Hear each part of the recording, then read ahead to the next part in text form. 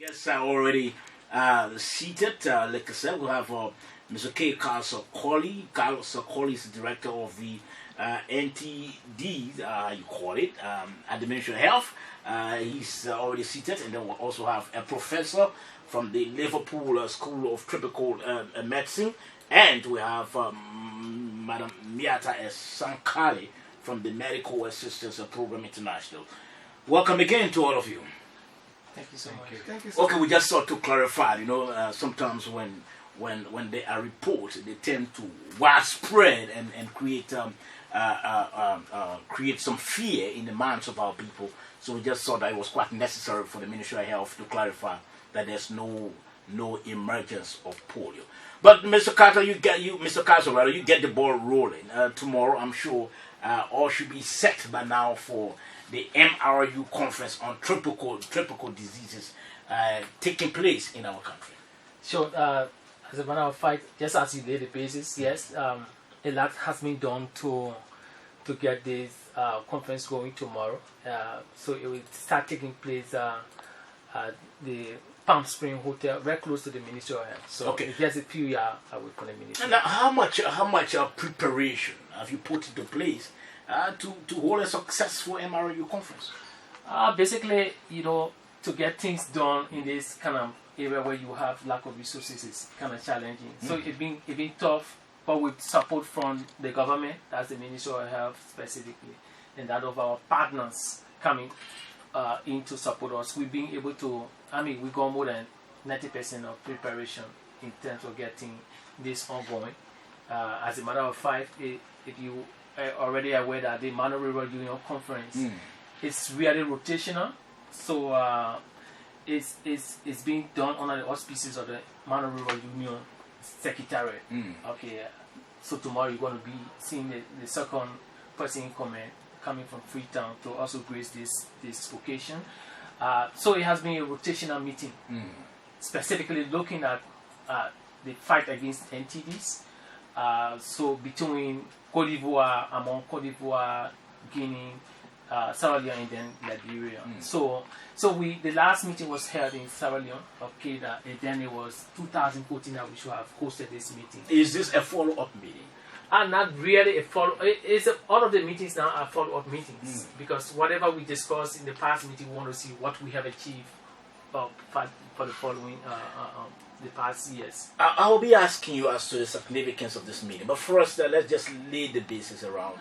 How many representatives from Sierra Leone, from Guinea, from other countries coming? So basically, to the best of our planning, we are expecting about close to 35 international guests, and basically the entire participants are close to 104 persons that we are expecting to take part in this meeting. Of course, we have observers, so it might go a little more than 100%. Okay, let's ask the Prof.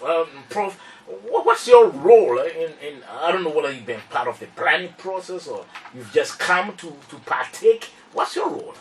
Thank you for that question.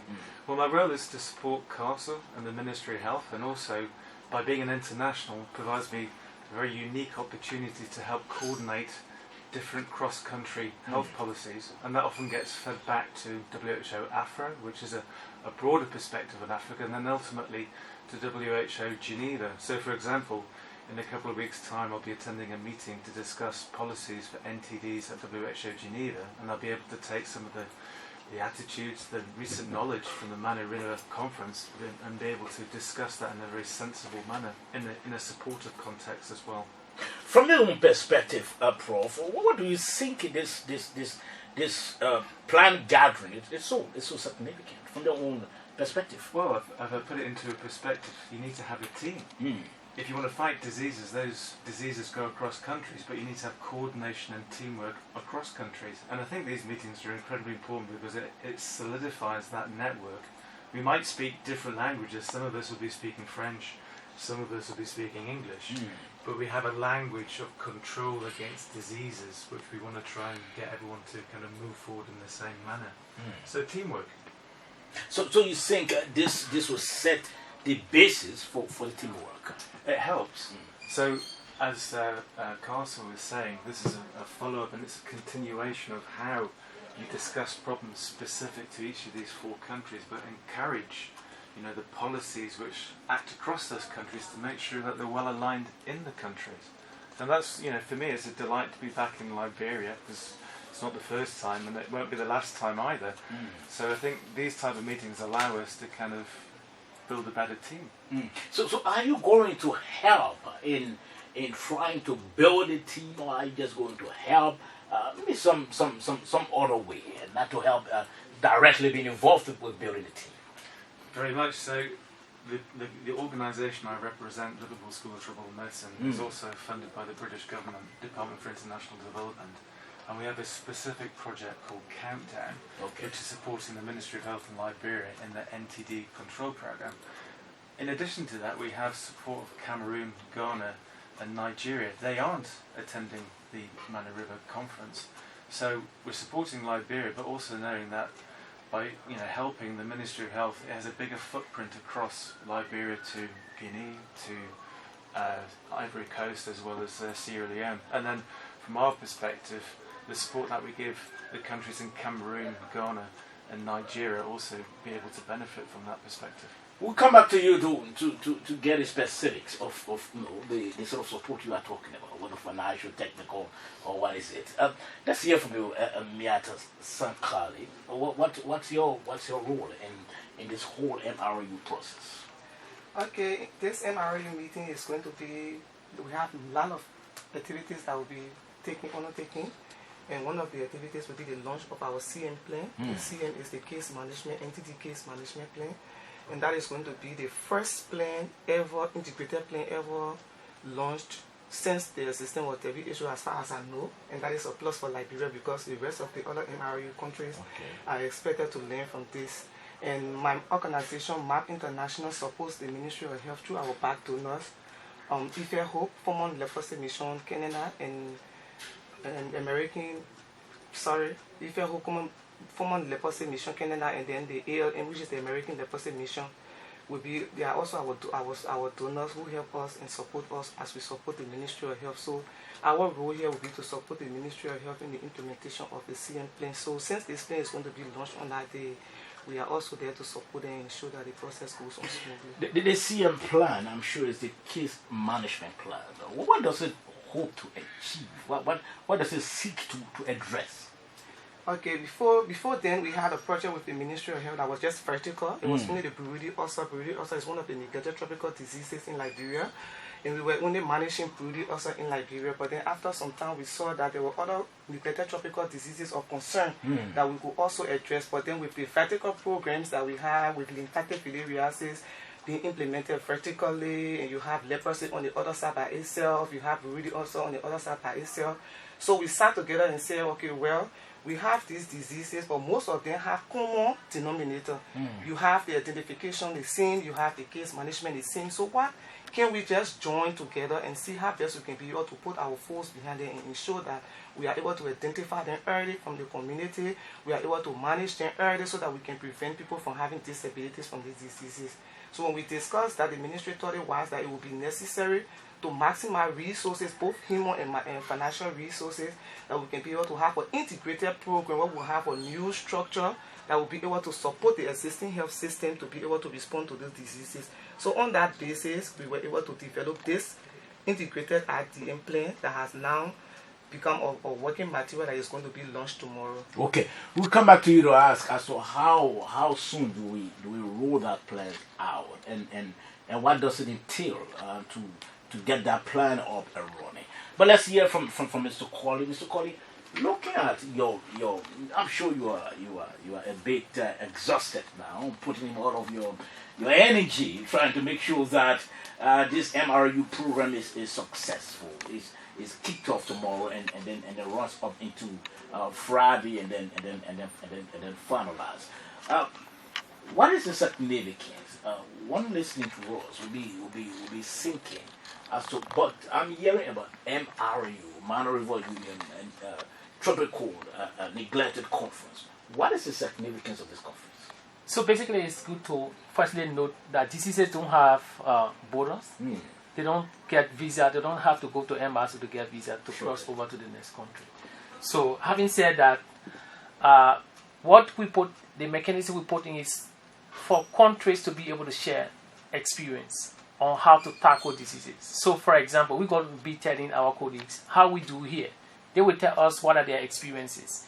Then we look for the good practices and see how we can adapt them. What would you be telling your colleagues? Is this a success story or? Definitely, we now only looking at success story, where the challenges are, and how other people have used. You just listen to Miata when she said Liberia is going to be the first country to develop an integrated plan like this and implement it globally. And I can tell you, a few weeks ago we were in Ghana helping Ghana to do the same. I went there specifically helping Ghana to see how they can develop this. So WHO has asked other countries to even learn from what Liberia is doing right now. So I think we should clap for ourselves for the kind of things we're doing that other people can now be learning from us. So basically the conference will be all about telling story. Sierra Leone tells its own story. Guinea then comes in. Liberia, is it all about telling story? So that's part of the process. But mind you, there are a lot of international NGOs that are coming here. Some of the things that probably that we are doing, other countries are not doing. Maybe some of the partners are not in your country. They're going to take advantage of it, of this meeting, to be able to advocate with other partners. Say, yeah, Liberia is doing it. You are supporting Liberia in this. Can you help us to also do this? So those are the significance of just besides sharing idea. Those are going to be some of the advantages of hosting this meeting.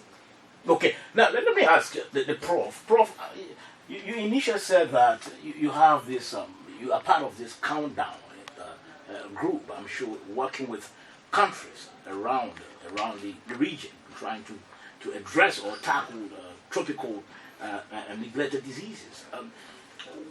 What sort of perception have you built as to how those countries are struggling in trying to tackle the diseases? First, let's maybe hear from you relative to Liberia. Sure. I've had the pleasure to come to Liberia first in 2010. This is when the ministry first started to engage with control of some of the neglected tropical diseases. So specifically it might be schistosomiasis or lymphatic filariasis. And as you know, Liberia has expanded its efforts to control these diseases, and in so doing it has some challenges which has to be met in terms of how do you reach very rural populations, how do you communicate them? Because of the bad rules. Partly, and also because of fragmentation of languages. The health system is perhaps not as dense as it should be in terms, when I say dense, the number of health outposts to the communities is quite low. So you could say one of the things that we need to find out in the Manu River meeting is to say, well, what are those challenges? How do you get solutions to the Liberia setting? So, for example, if we go up country to, say, Northern Loaf or Northern Bong, that is a challenge even to get there, and then distributing medicines.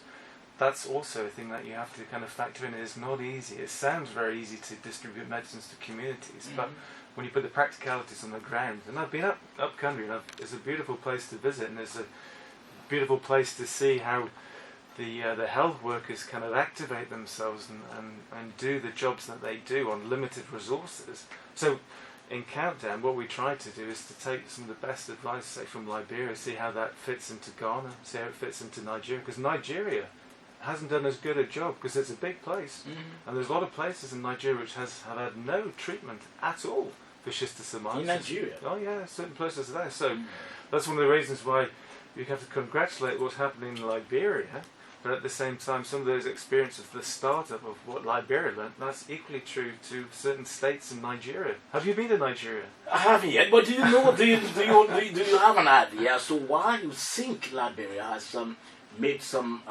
significant inroads? I think the ability is the ministry is prepared to listen. They've got very active staff who want to try and improve the health of the people who are under their auspices.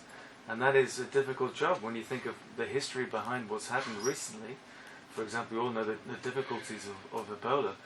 And I suppose just touching on something that the Assistant Commissioner said about polio surveillance, in Countdown in the school, we're also involved in polio surveillance. So he was quite right to say flaccid paralysis is worth investigating, but you need to have a network of experience outside, which do these diagnostic tests to really confirm, is this actually polio? And if that's the case, then this international network supports activities in Liberia to make sure that the right strategies are put in place and the right support is there. So that touches upon some of the NTDs, but we think of the health system as being important to provide a service to allow people to have healthy lives.